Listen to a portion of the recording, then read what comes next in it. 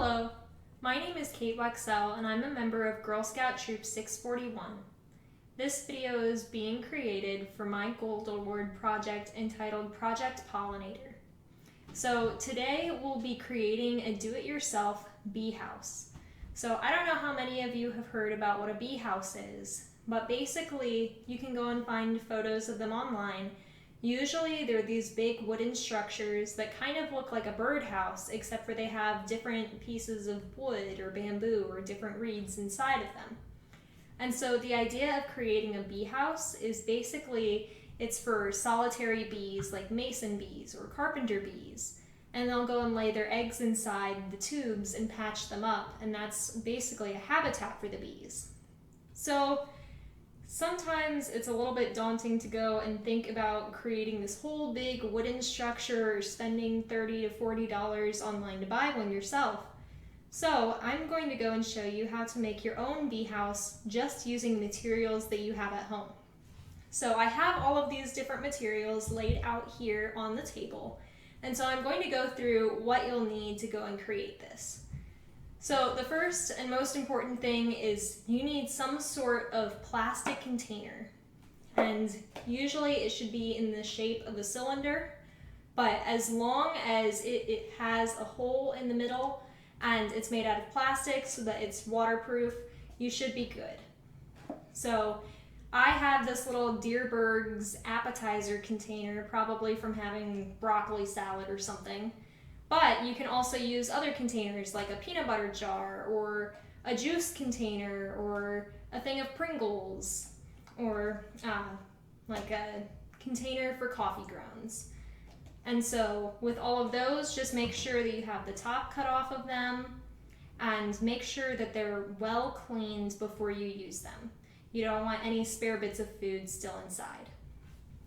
So the next thing that I have here is you need some sort of device to go and poke small holes in the side of the plastic container, which is another reason why it needs to be plastic, is so that you can actually go and penetrate it.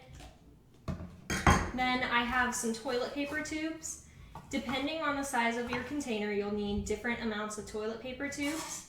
I have 4 for this one because you're basically going to shove them inside, and so you need to have enough that whenever you turn it over, they don't fall out. And then get some scissors, some tape, a magazine, and then get some heavy duty string. Unfortunately, I did not have any heavy duty string at the moment. This is just regular crafting yarn, but make sure that you have about 2 to 4 feet of the string. And so you can go and purchase better string it needs to be kind of thin at Menards or Home Depot or some sort of place like that. So the first thing that you're going to do with your container is you're going to go and take whatever device you have and you're going to go and poke a hole in each side.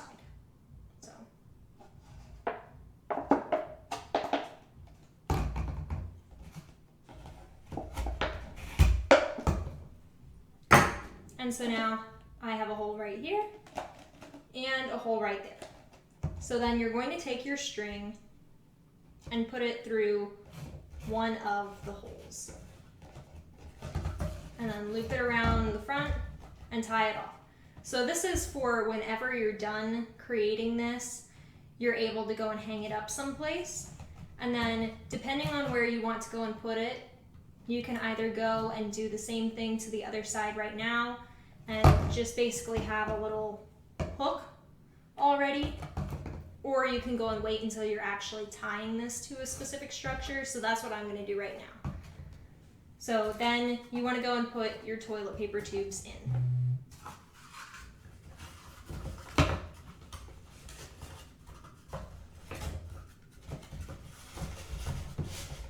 So then here's where the fun part comes in. Now you need to go and take your magazine, start ripping out pages. You're gonna need a lot of them. I'm just going to rip out about 3 for right now. So what you're going to do is you need to cut each of these in half, both long ways and short ways. And so Basically, what we're going to be doing with these is you have to have something to stuff inside of the bee house. Usually, so basically in your mind, picture honeycombs. These are not created for honeybees, but picture the little tubes that the honeycombs kind of look like. We're trying to go and make something similar to that the bees can go and tunnel inside of. So in a normal bee house, that would be bamboo, reeds, other things like that. But when you're going and making these at home, paper is a good way to go about doing that. Other things that you could use are paper straws. I wouldn't necessarily recommend plastic straws, although that possibly works as well. And whenever you're choosing your paper, any paper works, but the magazine is usually a little bit heavier and would be more likely to go and survive different weather. Also, another note is with the toilet paper tubes, depending on the size of your container, you may need to go and cut down the toilet paper tubes, because notice there's a good solid bit of space in between the top of the container and where the toilet paper tubes are. You want to have that so that whenever you go and hang this up, it's on its side, and then rain isn't able to go and get in as easily. So back to the magazines. It sometimes helps to go and fold them first so that it's easier to go and cut. And get a nice even cut on this. So just fold it into quarters, and then you can go back in with your scissors.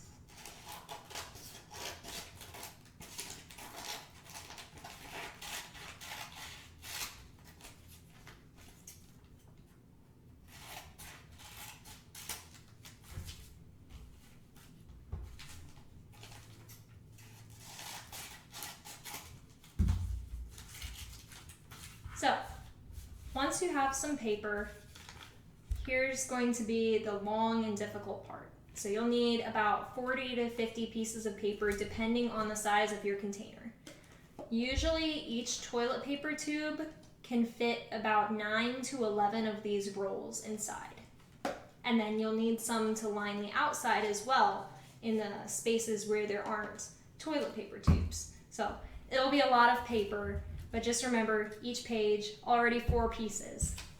So then what you're going to do is take the short end of the piece of paper, and you're just going to go and roll it up. And you want to try to make this as small as possible. At the most, the diameter of the circle that you're creating should be a little bit bigger than a pencil. I would also recommend, especially if the paper is getting away from you, stick your pinky in and roll it around your pinky. So then once you have it all rolled up, you're going to go and take 2 pieces of tape, put it on the top and the bottom to keep its shape, and then you have this.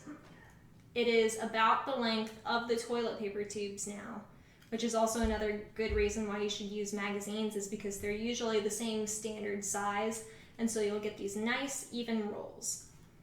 And so you'll just put them in, and you need to go and keep stuffing them until, once again, you can go and tip this over without any paper falling out, and every space is filled. So I'm going to go ahead and keep rolling. All right, so we're back. I have all of the little pieces rolled up, and now they are inside of my bee house. So it took me about 50 to 55 rolls of paper to go and stuff this. And so once again, it's pretty time consuming. It should take you about 25 to 35 minutes to go and roll up all of the paper. So if you wanted to conserve some time, you could go with the straw option, and then you would just go and cut straws. Although it does take more straws to go and stuff into here, since the straws have a smaller diameter. Anyway, here's sort of what it should look like by the end. So notice that all of the toilet paper tubes are stuffed, and all of the area surrounding is stuffed as well. And so now, when I tip this over, nothing comes out. So now you know your bee house is done. So whenever you want to go and hang up your bee house, remember, this is a habitat for the bees. Usually bees don't go outside of a 200-foot radius from flowers or other plants that they can pollinate. So make sure that you go and put this outside near some flowers, near some plants. You can look up different resources to let you know what kind of flowers and plants bees are attracted to. But if you have a garden near you or a woodland area, that is probably your best bet. So whenever you're going and hanging this up, you want to lay it on its side like this, and make sure that you go and attach it to an object. So make sure it's tightly wrapped. You want it to be right there up next to the object. You don't want to go and hang it from something, because then whenever the wind blows, it's going to go and fly around in the wind, and you don't want for that to happen.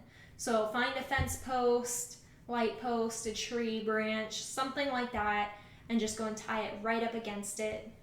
And then you should probably go and put this out around springtime and take it down at the end of fall. You might see little coverings on the holes, and that's how you know that a bee has gone and laid eggs inside of there. Also, each year you need to go and replace the filling inside of it, but otherwise, that's all there is to it. It's pretty simple and pretty easy. So thank you so much for watching. I hope you have a wonderful day. If you want to go and learn more about my project, the link is right up here. It is projectpollinator7660076.wordpress.com. And on my website, you can find other videos talking about native bees. You can find different articles, worksheets, and educational activities that you can go and use in the classroom or at home, or just to educate yourself.